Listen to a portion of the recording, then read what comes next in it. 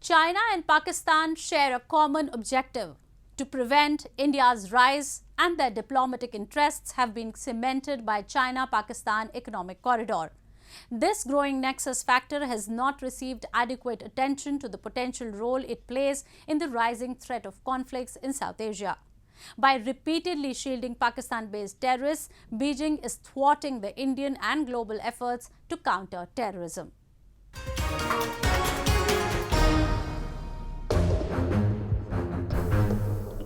China blocked a motion in the UN to designate Lashkar-e-Taiba terrorist Abdul Rahman Maki as a global terrorist.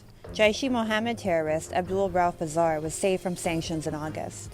And now, 2611 mastermind Sajid Mir has also found assistance from the Chinese.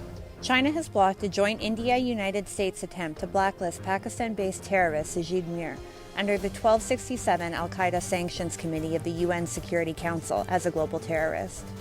China defends its actions as so-called technical objections based on procedural loopholes. However, it is an open secret that they have a clear pattern of protecting Pakistan internationally.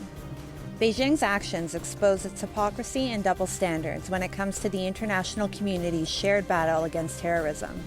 Political considerations, unfortunately, prevent the Sanctions Committee from achieving their intended aims, thus derailing the efforts to fight terrorism. At the UN Security Council briefing on Ukraine's fight against impunity, India, while taking aim at China, strongly cautioned against the politics of protecting terrorists. Politics should never, ever provide cover to evade accountability, nor indeed to facilitate impunity. Regrettably, we have seen this of late in this very chamber when it comes to sanctioning of some of the world's most dreaded terrorists. Diplomatically, China has provided almost unwavering support for Pakistan at the United Nations. Meanwhile, Pakistan assumes that their friendship is as sweet as honey and as deep as the sea. And to prove its loyalty to Beijing, Pakistan has forfeited territory and sovereignty. Pakistan, facing economic and political uncertainty, has relied upon Chinese loans. China is enjoying many benefits under its Belt and Road Initiative in Pakistan. However, it seems that the real impetus behind Pakistan and China's relationship is in attempting to keep their common rival, India, off balance. While Beijing attempts to counter India by keeping tensions on the boil in its neighborhood, Pakistan and their nefarious intelligence wing, the ISI, spread misinformation against New Delhi. Islamabad attempts to mislead the global community with baseless and malicious propaganda against India. All successive governments in the Islamic Republic have used Kashmir as a scapegoat in its shameful diplomatic approach against India.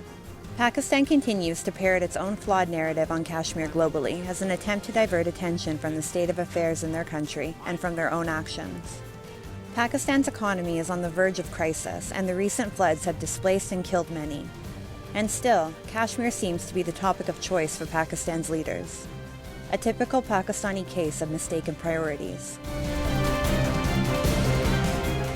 A polity that claims it seeks peace with its neighbors would never sponsor cross-border terrorism, nor would it shelter planners of the horrific Mumbai terrorist attack, disclosing their existence only under pressure from the international community.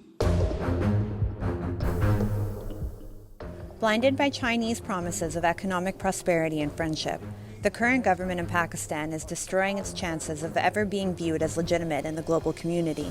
Pakistan can continue to ignore the needs of its people and tout its unfounded narrative against India.